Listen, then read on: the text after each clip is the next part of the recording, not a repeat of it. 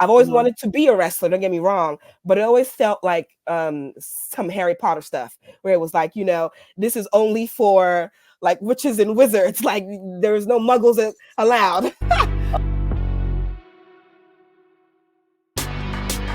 Women's Wrestling Talk, the #1 women's wrestling show on the planet. You are watching Women's Wrestling Talk, the #1 women's wrestling show on the planet. My name is TK Trinidad, and today, yes, we have an amazing show with another amazing guest.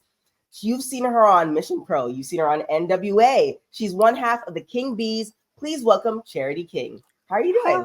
Hi, I'm doing great. I'm so grateful to be here and excited to talk and chat. Yeah, we have a lot to talk about. I mean, yeah, there's just a lot of things that it's kind of like, okay, there's this.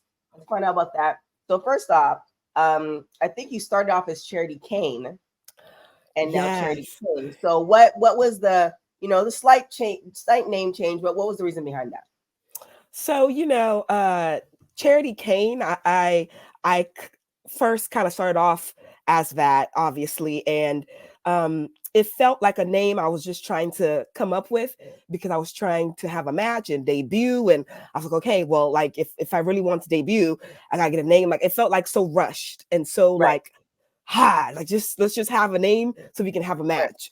And I got injured and came back, and I just kind of wanted to start fresh. I wanted to start with something that I felt was true to me, something that I wanted to also embody as well. I tapped back into why I wanted to be a wrestler in the first place.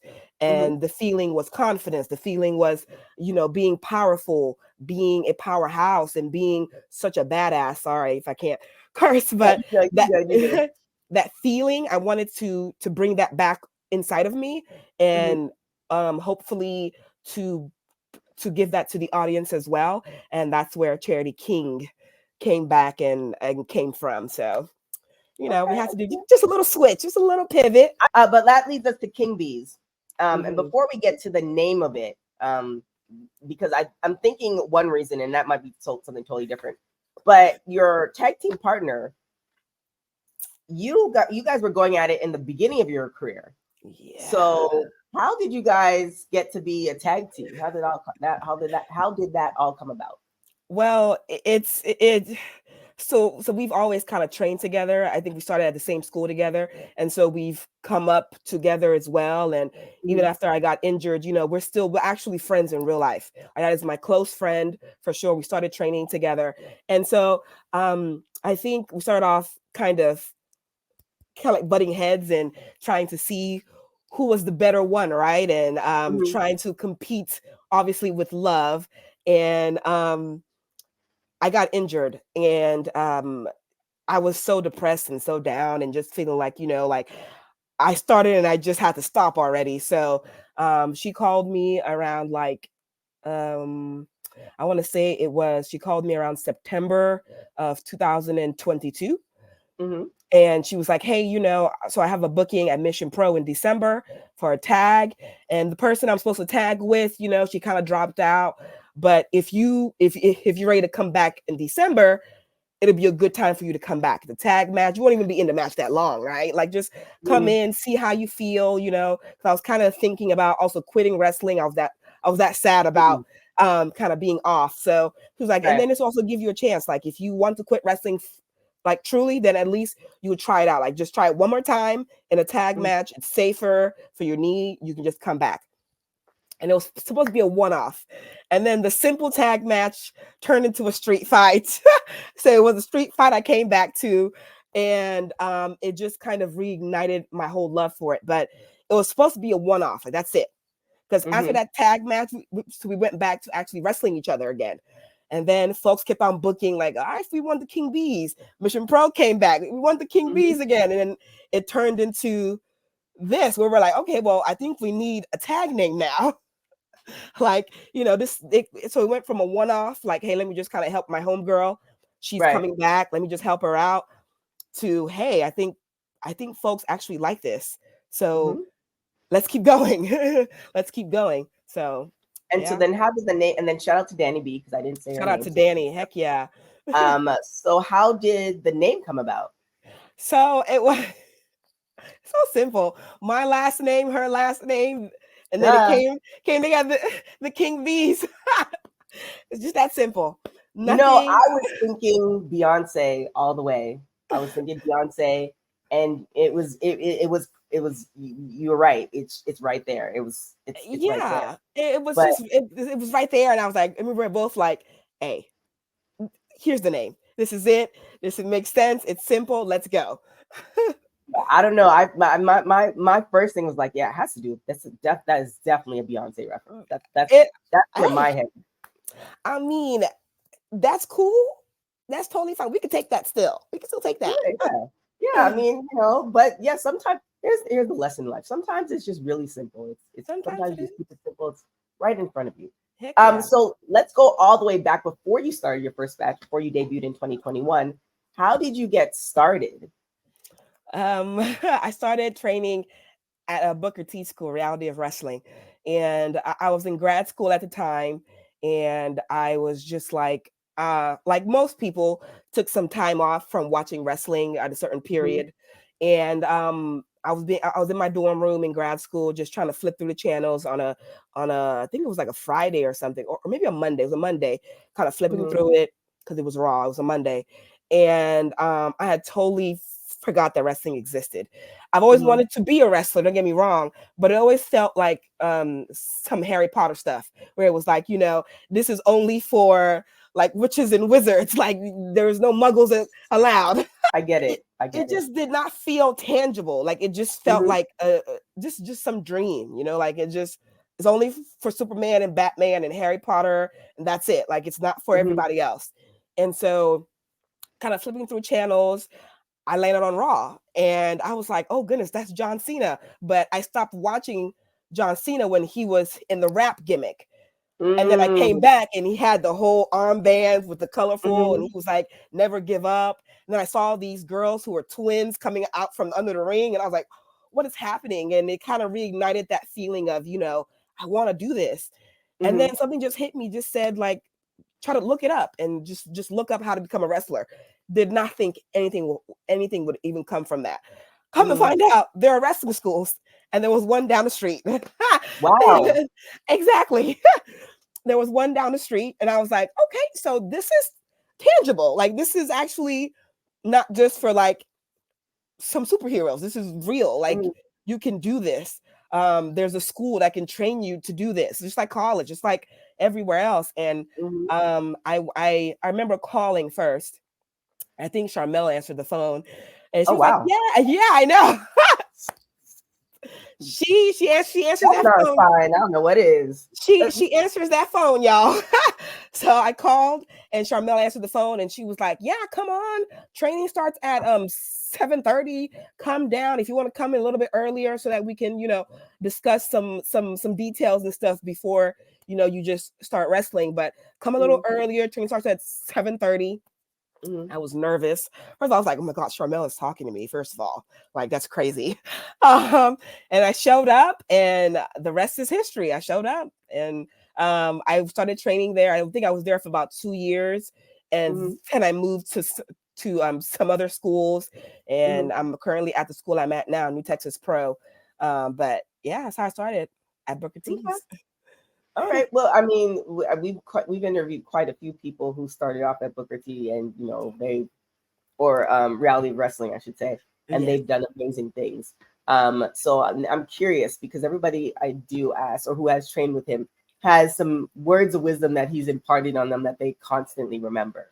So in the Booker T of things, as far as training wise, was there something that he said that you still kind of like hold on to in now your King Bees days?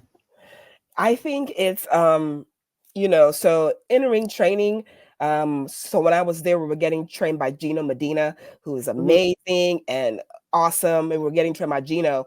And I started to learn from Booker after I started having matches, mhm, being on the show, and like I think I learned a lot more from Booker like I said, when I started having matches, and after the shows, he always had like a get together type meeting to talk about the things he liked, the things he did not want to see again on the show.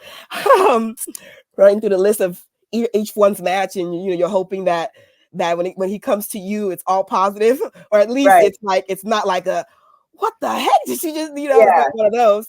And so I think I learned a lot more from him from those moments. And I think for me, it's keeping it real, keeping the action real, making contact. Those things I also learned that from Gino as well. Like he didn't play in the in-ring training, all the girls had to get hit. There was no, like, if there was a guy who was trying to be like, oh, she's a girl, I'm gonna hit her soft, he was pissed. Like, you don't do that. Like, every girl gets hit the exact same way, hard. And so translating that to the ring, and Booker wants to see that. He wants it to feel real. He wants you to feel like, like you are trying to fight for your life to win. And so always kind of hearing that after the shows and hearing these things he's saying, and then also seeing it now, because at first, just kind of hearing it in training, you're just like, okay, make it real. But when you're in the match and you have to remember your spots and remember to keep those spots real and to remember to make everything make sense, I think it starts to come together and starts to make sense when you start having matches.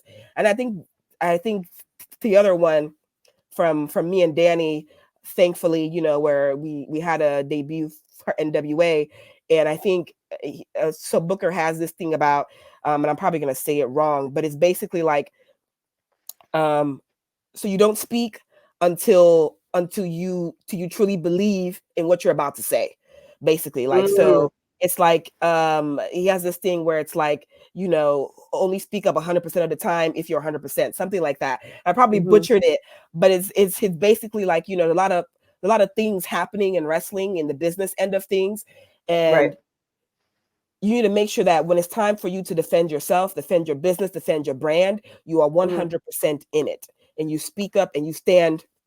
And you stand on business, basically. You stand on business and you stand on it with your whole chest. Don't just start speaking up when you're feeling 50% or 90%, because then you won't have all the backup that you need from yourself. Confidence. Exactly. So just remembering, like, make sure that when you're about to speak up, you are 100% sure about it. And it reminds me to always think about my brand, think about my business, because this is turned into a business. It's not just, I'm doing this for fun on the weekends, which it is fun. It is fun, but it's turned into a business. So always keeping myself kind of aware of what's happening and making sure that when it's time for me to speak up, if we get there, I'm 100% sure and I got my receipts, basically. So yeah, there was there's a lot of stuff that you just said, and I was watching the match that you guys had at Mission Pro. Shout out to Baines, because he was we actually did shows together when they were out in LA, him and Emily. But I saw that match, and that's one of the things I noticed. I was like, because sometimes, and I think this is the era that we're shifting in. I mean, you have like the Impacts of it all who've been doing this for a long time as far as intergender matches, and a lot of indie shows as well. But you're seeing this beautiful crossover where you're seeing you guys having an intergender match, but it seems believable. Yes. That's the great thing. And also too, it doesn't seem, because I believe at one point when WWE was talking about, and they still do this, they don't really do the intergender thing. They're kind of more, it's about the audience, you obviously you have the domestic violence and all that other stuff, but it just seems like you guys can hold your own. And there's just a really great balance where you forget, it's almost like you forget the genders. And it's just two people, it's two humans, like having a match. Yeah. And that was the beautiful thing that I saw about you guys' match. I was like, you don't think about, okay, well, like he's kicking her head in, like, it's like, nah, like she did some foul-ish and this is the payback. And so so that was a really, really great match. Thank you. And then shout out to Thunder Rosa. She's been killing it. Shout out to Thunder Rosa. Like she put us on at Mission Pro, and we're so grateful for that. And so shout out to her. But thank you also for that compliment, because me and Danny, we really, even as singles competitors as well, because we are in the tag, but we're also singles competitors who do our own things sometimes. And the both of us, we really truly believe in like women working in a sense that's so real. Like you said, like we want for people to watch our matches and feel like, I don't see the gender right now. Like I want it to be hard hitting, passionate. I want people to feel like they are truly trying to fight for their lives, whether it's good, whether it's a good guy or a bad guy. You know, if I'm the bad guy, I want you to really believe I am a bad guy. I want you to hope that I don't kill your good guy, right?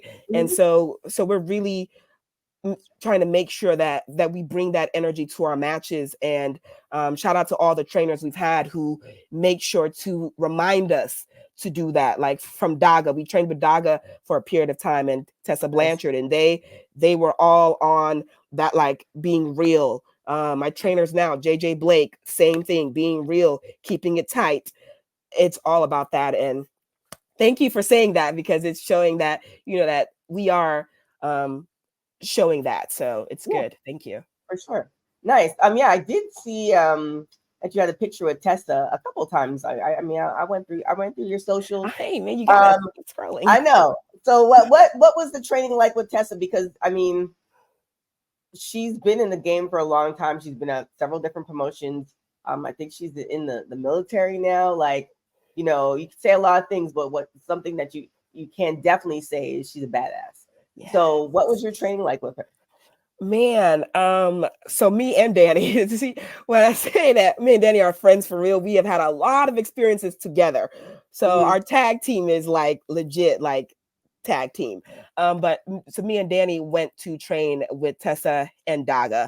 And the training, I will say for me, it gave me another idea of truly what it means to be an athlete.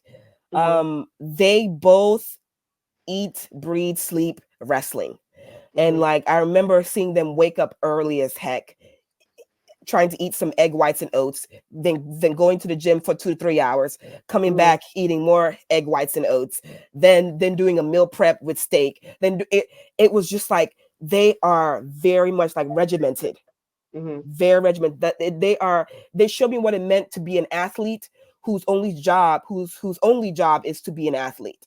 Like there's the vitamin cabinet was stacked. Like it was just like it was another level of being an athlete, and they exposed me to that. They made me realize, oh goodness, like if I thought I was working hard, I need to I need to kind of step it up. They taught me a lot about like when I was training with them, it was the best my cardio has ever been, my endurance has ever been, because they spend so much time making sure that when you step in the ring, you're never tired.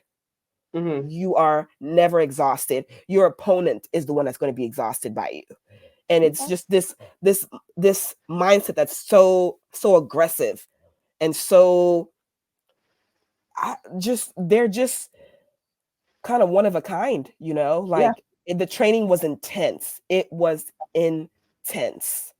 It was very, very intense. You're doing like before you even get in the ring to start training, you've done like 15, 20 laps around the parking lot. Then you've done 100 squats, then 100 fireman's carries, then 100 like push-ups, all before you even get into the ring to then do more cardio in the ring. Before we even start rolling, I don't know. They just taught me a lot about truly what it meant to be an athlete. It taught me a lot about confidence. They instilled confidence in me to the top notch. I remember the first time ever being called an athlete was from Tessa Blanchard. First one to ever call me an athlete. And that gave me so much confidence because I'm just not the smaller girl in the room. And that's okay. See, but my experience in training has not always been positive in terms of my weight. And so hearing someone, a trainer, speak life into me, even with my weight, using my weight to speak life into me, using just speaking nice things about me. And it gave me a lot of confidence. And I was so confident and sure about myself when I was training with them. So nice. Yeah, I really love that experience. Yeah.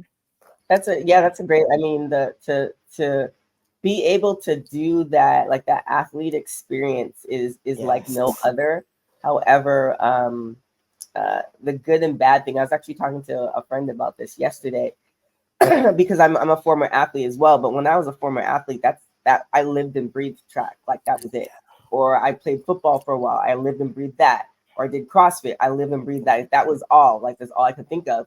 However, in the adulting of everything, that balance gets really hard when you're talking about taxes, you're talking about bills, you're talking about all the things.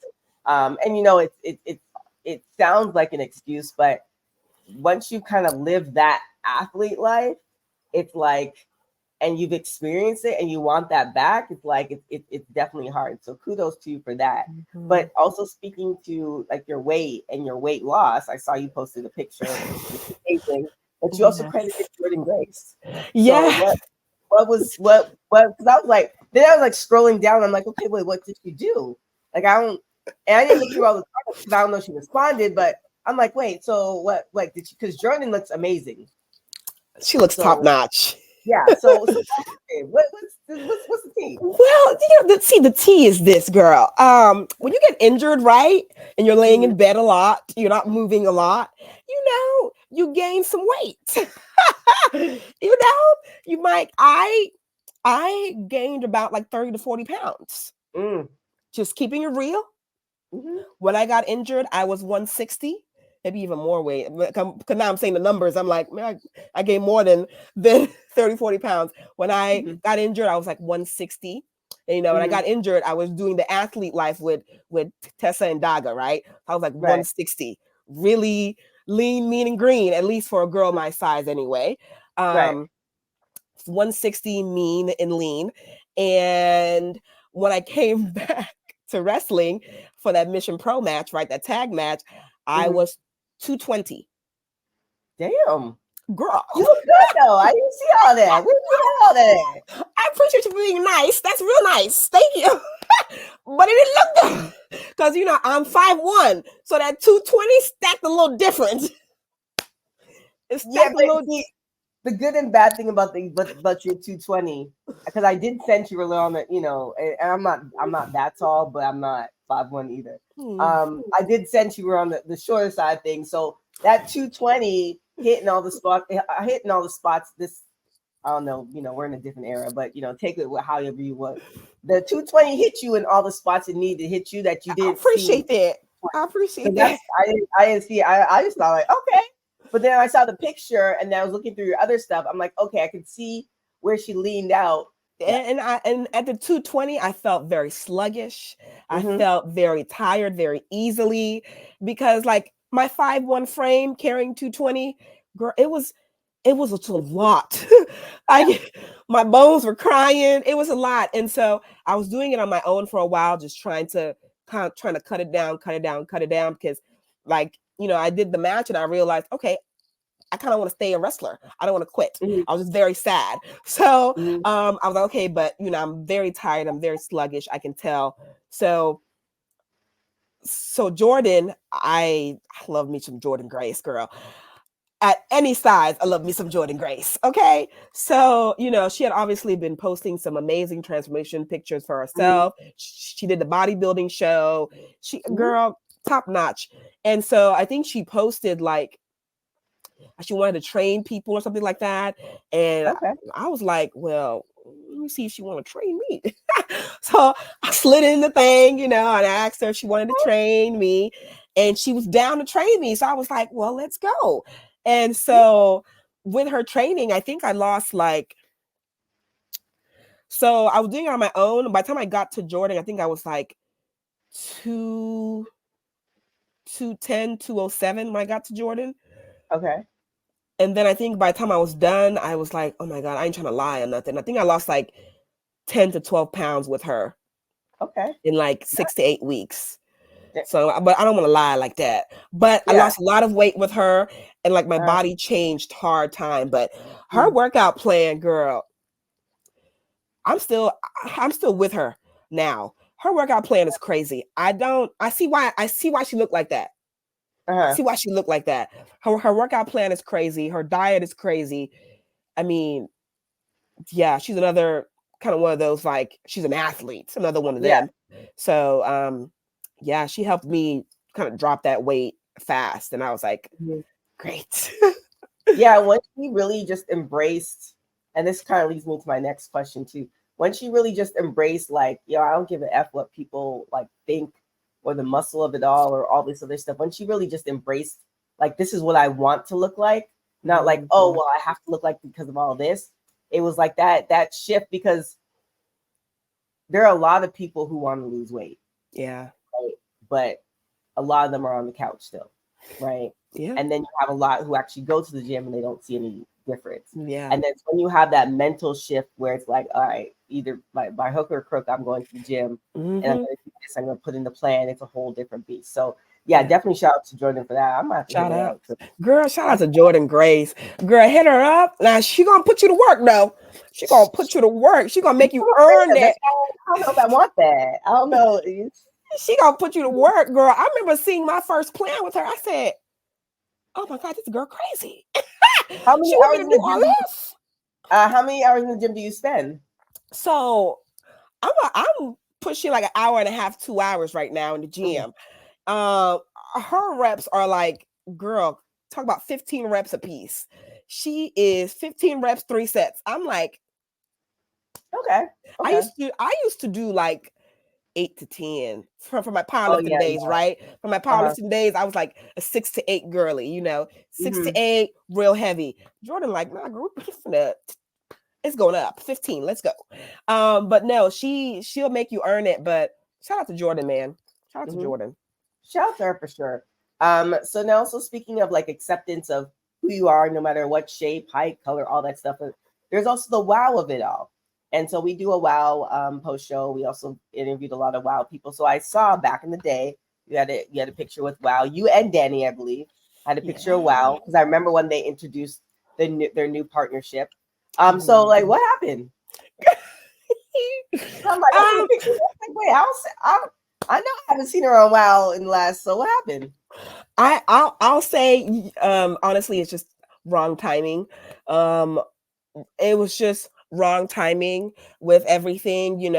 We all came together hoping for something to happen, and on my part, it was just kind of like wrong timing. Like, I got injured, and even after I came back, I got injured, and I came back, and I was still on contract. And I don't think there was a space for them to put me in. Maybe. Okay. Don't know. But there's no beef either. I ain't got no problems with them. I wish them all the best. But I chalk it up to just wrong timing. That's what it is. I'll chalk it up to just wrong timing. Even after I came back from injury, still being contracted to them, I just think it's just wrong timing. So, I mean, and they're adding girls all the time too. Not they're adding girls. There's girls who are training, but they're adding to the show. So anything is possible. Anything is possible. Like, wait, I'm seeing the pictures. Like, no, I know I don't see them on no episodes. Yeah, I was like, wait a minute. It's like, okay. Well, let's shout out to WoW. Let's see what happens with that. But that brings us to NWA. Ooh. And y'all's match with Pretty Empowered. Wow. Like, it's nice again. It's nice to see that you can go from an intergender match as a tag team and then go to this match on NWA. And, they haven't officially, but officially their episodes are now on the CW app. So shout out to them. Shout now out. A wider audience as well. But first off, how did that come to be? And second, this is like a 3-parter. How did it come to be? Second, how was the experience? And third, any talks? NWA, you guys making another comeback? First of all, shout out to NWA and Billy Corgan. Thank you guys again for the opportunity. We loved it. Ah, thank you guys. But it came about. So me and Danny also work this independent promotion called TSW, Texas Style Wrestling. Yep. It's in the Dallas area. Okay. And Jazz is also the agent there and the producer there. And so, we're getting our makeup. It was me getting my makeup done by Lindsay. She's the AEW head makeup artist Gotcha. there. Okay. And she was doing my makeup for the show, and we're just talking, chatting, and Danny B comes in. She's kind of on the floor, sitting down, chatting with us too. And she's like, "Girl, you guys should try to get on NWA." And then we were just like, first of all, that's a big jump. Like, we're kind of like, well, we're just the King Bees. We're not, we're not like, I don't know about that. And then she's like, no, like, y'all need to do that. Like, talk to Jazz. She'll tell you what you need to do at the very least. And she was like, and the worst they can do is say no. That's the worst they can do. And I said, well, that no gonna hurt me. And she was like, well, if they tell you no, all y'all gonna do is just ask them, okay, well, what do we need to work on to come back? Like, what do we need to work on? And obviously, in my mind, that makes sense. Yes. But we're still a little bit like, okay, just the King Bees. Like, NWA is NWA. That is the NWA. So I think like 2-3 months had gone by. We didn't do nothing about that talk. We ain't do nothing about that talk. We let that talk sit in the closet somewhere underneath all the clothes and the boxes. It was in the closet, just locked up. Like, we're not even gonna think about the conversation. You didn't have it. Oh my goodness. Just insecure and not sure of ourselves, especially me. And so, me and Danny went to training at a New Texas Pro Wrestling. Right, went to training one night, and we sometimes have this brain that speaks at the same time. And so we both were like, shit, let's hit up Jazz. And we were just like, oh, are we ready for it? Should we? And then it just happened that night. And then 2-3 months later, so we said, let's do it, right? We're both sending a message to Jazz in a group chat. We're like, hey, Miss Jazz, we just want to know. And if the answer is no, that's okay too. But, how can we get to NWA? And she lets us know, here's the email. You need to do XYZ. Here's the email. So we sent the requirements. We did what we need to do. And girl, it was dead silent. We didn't hear nothing. We didn't hear nothing. Jazz said, send it in, and honestly, good luck. And we didn't hear nothing. It's dead silence. So then me and Danny like, well, I guess we ain't going to NWA. They don't like us. They don't like us. They don't like us. It's kind of been a month. They don't like us. Been a month and a half. They don't like us. And then Jazz put us in a group chat and was like, I showed your video to Billy Corgan. He likes it. He's going to try to fly you guys out. And we were just like, oh, what? He likes us? Are you sure? Like, does he think we're somebody else? Like, are you sure it's happening? And then it still didn't feel real. And then next thing you know, I guess now we're talking about flights. And we're like, oh my God, I think it's real. And next they're like, all right, here's your flight confirmation. And we're like, then that's real. Is it? I still was like, they might cancel. I don't know. Now I'm on the plane. I'm like, okay, they ain't canceling. I'm on the plane. This is real. Oh my goodness. And so that's kind of how it happened. It just happened from me and Danny kind of believing in ourselves and being like, okay, let's do it. Because kind of like she said, the worst that they can say is no. And when they say no, just ask them, okay, well, what am I missing? What do I need? Tell me what I need to work on that can bring me back, And thankfully, Billy Corgan, he said yes, and he liked us, and he was like, come on, let's give y'all a shot. Let's see what y'all can do on the big stage. And to your next part, the experience was great. I mean, it was such a beautiful locker room. They were just so nice and so helpful. Everybody was so helpful from the women's champ over there, Kenzie Page, to just everybody was just so nice and so helpful. Just it was a locker room filled with people who want the show to be top notch. They want everybody to be top notch. They want the matches to be top notch. They want NWA to be top notch, and they want to keep it there. And so when you're in that kind of energy, it makes you also want to be top notch. Right. And Yep. we're so grateful for the NWA audience who also are like, hey, we like the King Bees, and they showed out for us. Some love, boy. They showed out for us. We were like, yeah. That was a really, like, I mean, because oftentimes, you know, when new people start, they're like, oh, who are these people? But they showed you some love off the top, which was really, really good. But yeah, it's just that match was great. So you had a great experience. Thank you. We had a great experience. Shout out to Jazz as well. Shout out to Jazz. Shout out to Jazz. Shout out to Jazz. I'll say that always. She was my favorite wrestler as a child. Shout out to Jazz. She's done a lot for women's wrestling back then and today. Behind the scenes, so many girls. Like behind the scenes, she's helped so many girls even get to contracts now. So shout out to Jazz. But experience was great. I mean, as far as bringing us back, I mean, you have to find out all together, right? we all have to wait and find out together. So what happened at the end? You guys finished the match. I mean, obviously they gave you a plane ticket back to Texas. So like, did you speak to Billy, or like, what happened at that point? Are they like, you know, thank you guys for your service and we'll be in contact? If you could give us some behind the scenes as far as the ending chapter of this. The ending chapter. So we had our match and it was all great. We spoke to Jazz, who was the agent and the producer for the match. We got her feedback. Yeah, we got her feedback from the match. And so Billy was extremely busy throughout, so we weren't able to talk to him like after the match. But me and Danny, we stayed till the whole show was over. I think they did some backstage segments that they wanted to film. We stayed till that. And we finally got to talk to Billy, and the conversation was great. He gave us some really good feedback, and he seemed to show interest in the King Bees, and it was extremely humbling for us. And we also gave it back that we are showing interest as well in the NWA. And I think now at this point it's just kind of like a waiting game. And exactly, just kind of like a waiting game.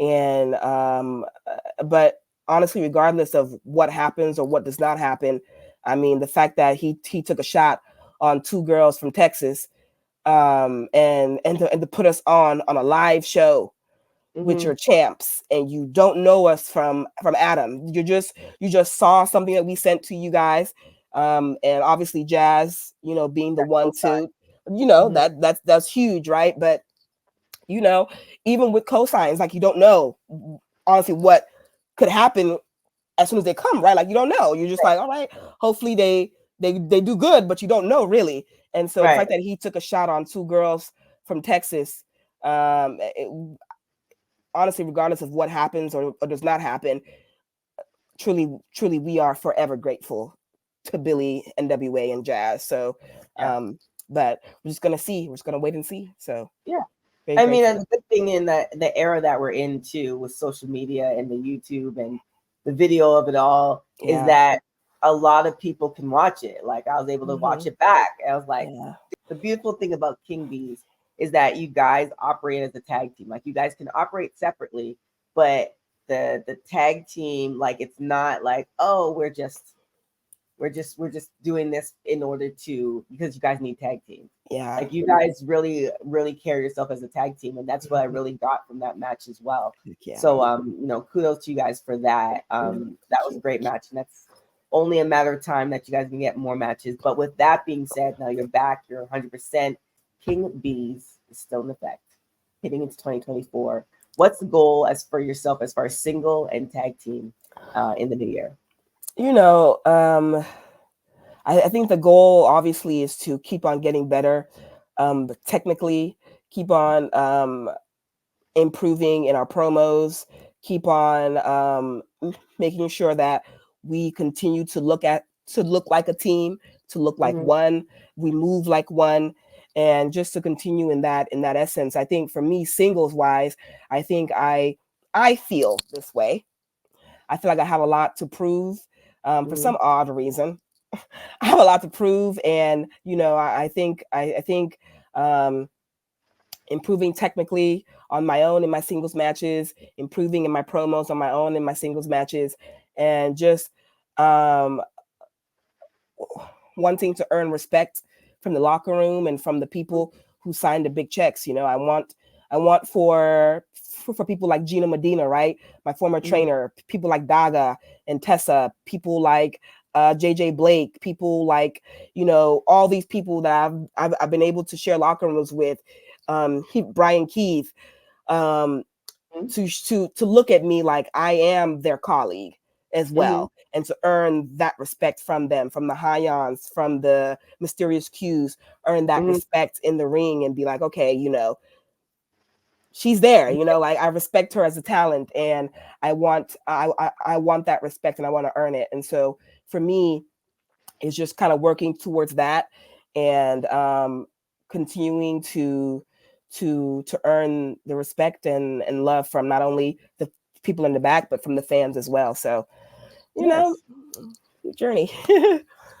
And then I mean, yes, earn the respect, and it's also oftentimes when we start something new, it's like, oh my gosh, like I just want to get to this point.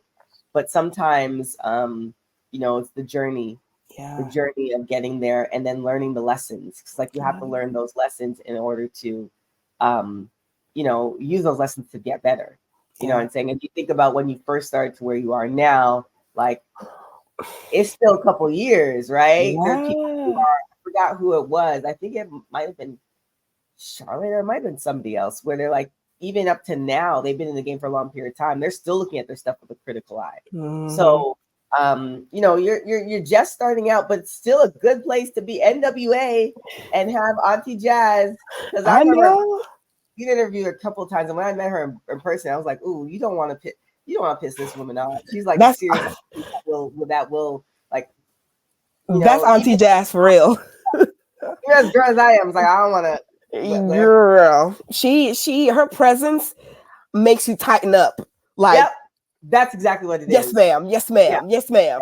And but I also got that from her when she was on TV. When I was watching her as a kid, I got that same energy. Like, she wasn't nothing to play with. When she was when she was moving them girls around and just got flinging them around, Trish Stratus around, I got that energy from jump. Okay, like that's Auntie. That's Auntie with her micro braids. She didn't know what to play with. And so she got the same energy even now, and that's Auntie forever. Like, it's Auntie Jazz for real. For real. Yeah, she's good. But last question before we get out of here. I mean, you had some great matches. I mean, we had Hyon on the show. She's amazing. But like, who else is on your who is on your to match list for 2024? Everybody. When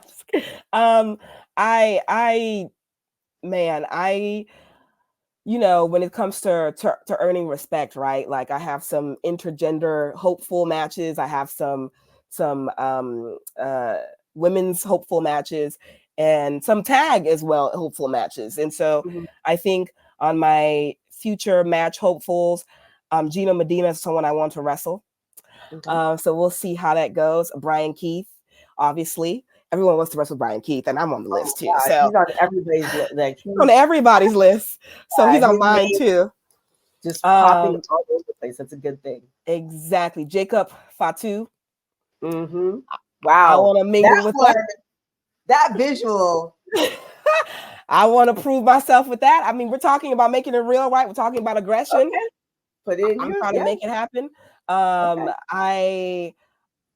big hope is Jordan Grace down the line, when the stars align, right, as they say. Right. So Jordan Grace is one. Daga as well. He's doing some amazing things in Japan right now with Noah. So if there's ever a chance for me to cross paths with him, why not? And then for some women, I would love to wrestle Hyon again. I wrestled her. She was my third match ever, and I feel like as time has come, I think I've grown, Yeah. and I'm going to grow some more. So Mhm. I think kind of down the line, I would love to test myself out, honestly, with her again. And then of course Mhm. there's Masha, there's Trisha Dora. There are a lot of people I want to mingle with. Also Maddie Rankowski in the singles.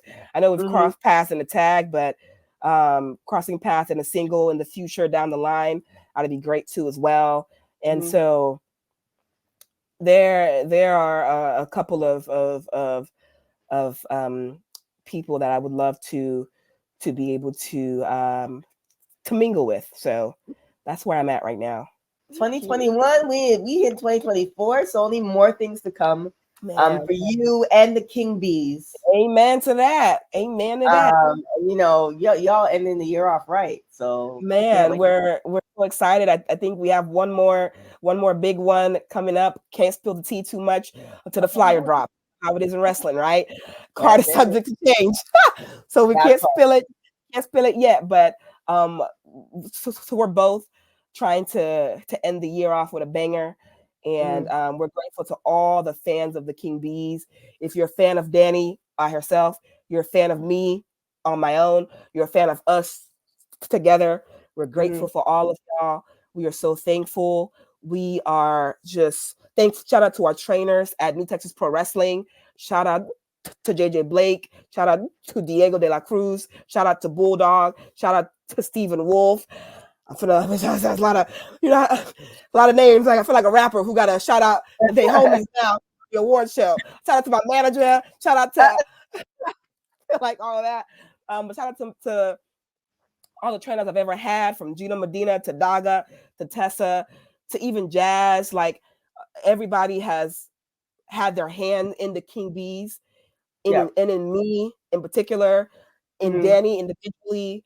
And so we're just grateful to everybody. Brian Keith has trained us as well a few times. So we're just so grateful for everybody. Last question. I promise. Yes. With the jazz, with the anti-jazz, the anti-jazz of it all, has she given you any advice that you're like, it stays with you? Man, I think the most recent advice she gave me for when we were at NWA, and it was to me in particular, to me directly, not really to King Bees or to Danny, but it was to me directly. Mhm.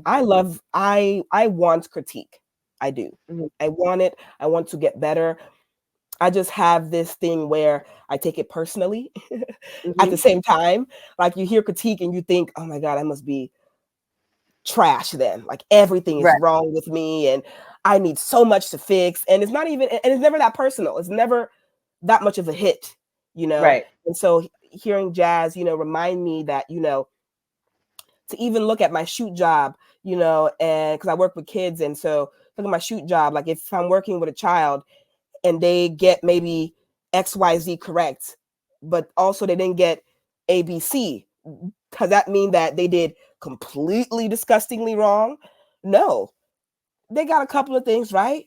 They got a couple Right. of things that they need to work on, but overall, Mhm. it does not mean they're a terrible student or they're a terrible client. It doesn't mean any of that. And so I think her having that tossed back at me, like, hey, like you don't do that to your clients, so why would you do that to yourself? Like, Right. like you can also get critique and not mean that overall you're a horrible talent or Right. overall you're a horrible athlete. Mhm. Like so the goal is not perfection. The goal is not I need to have a match with no critiques and Right. like perfect. That's not the goal, Yeah. right? The goal is just to be better. Yeah. And so Exactly. not taking it personally, like, oh Mhm. my God, like I had one critique, that means I was trash. Like not taking Yeah. it that so much to heart like that, because I would not do that to my clients. So I don't see why I Mhm. would do that to myself. So Yeah. hearing that from Jazz and having that tossed back at me, that was really great to hear. Yeah. Well, Yeah. there it is. Shout out to Jazz. Shout out to With that being said, how can people support you? So give them where they can buy those shirts and where they can follow you. Yay. So I finally have merch coming out. I'm going to post the design sooner or later on my stories. And so I have merch coming out, and you'll see where to buy my t-shirts soon. I have some bracelets coming. You see where to buy the kingship bracelets. And so, we have merch coming out soon. So check my Instagram at The Charity King. My Twitter is the same thing, The Charity King. Facebook as well, Charity King. And so keep your eyes peeled on my socials because we have some stuff that are going to be dropping soon for merch.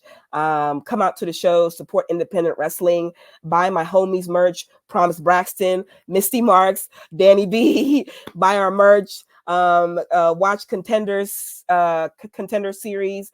I'm on there, King B's are on there, a lot of up and coming Texas talent is on there. Continue to watch all of the independents. If you like it, watch it. If you don't like it, that's okay too. But just watch indie wrestling and support us. So yeah. Yes. Well, thank you, Charity, for coming on. Look forward to seeing all the things you're going to do in the coming months and years. And you guys make sure to follow her, support all the things. Thank you guys so much. You can follow me on everything at TK Trinidad. Thank you guys for supporting Women's Wrestling Talk. You can follow us on everything at WWE Talk Pod, and on our social media, www.talkpod.com. Again, thank you for watching Women's Wrestling Talk, the #1 women's wrestling show on the planet. Till next time, guys.